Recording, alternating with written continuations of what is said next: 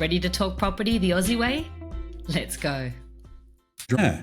Another question that or not even a question, like scenarios that we come across, we might speak to someone who thinks they're interested in buying an investment property, but then they've decided, no, you know what, we're just going to focus on paying our mortgage down for our existing property. Yep.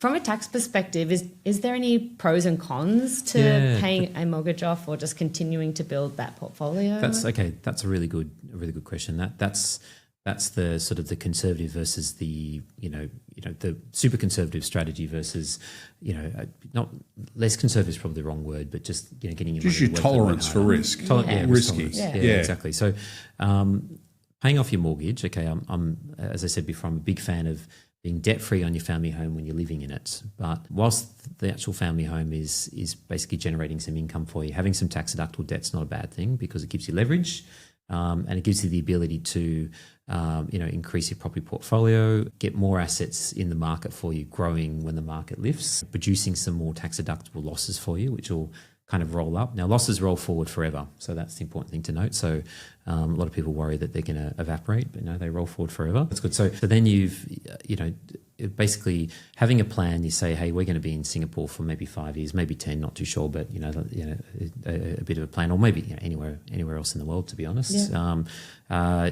Have a plan to build up your assets, and then just before you're going to go back to Australia, plan to sell something, liquidate it, and then dump that on the mortgage. So there's the short-term building strategy, which is basically investing in shares and stocks and bonds when you're up here, which are capital gains tax-free.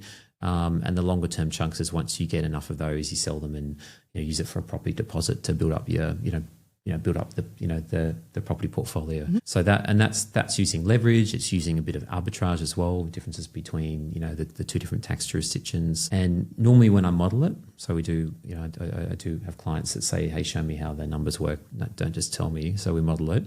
You're normally quite a bit further ahead when you can kind of flex yourself a little bit whilst you're up here. Whilst you've got the good cash flow and that sort of thing, just to increase your asset base and just work a little bit harder. Do it now, which will improve your life later on in the future, kind of thing. Mm. Yeah. So while overseas, just keep your regular mortgage repayments for that property back home. Explore other assets while you're up here, so that you can get so you get further ahead. Exactly, and have a plan to for when you may return.